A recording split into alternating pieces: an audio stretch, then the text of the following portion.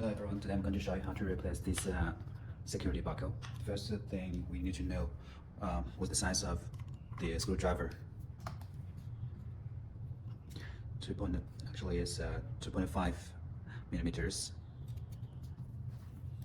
and you need one of this and a hammer.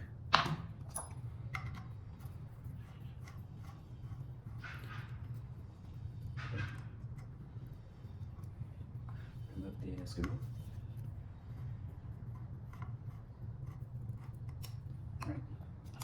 And use a steel, use a hammer,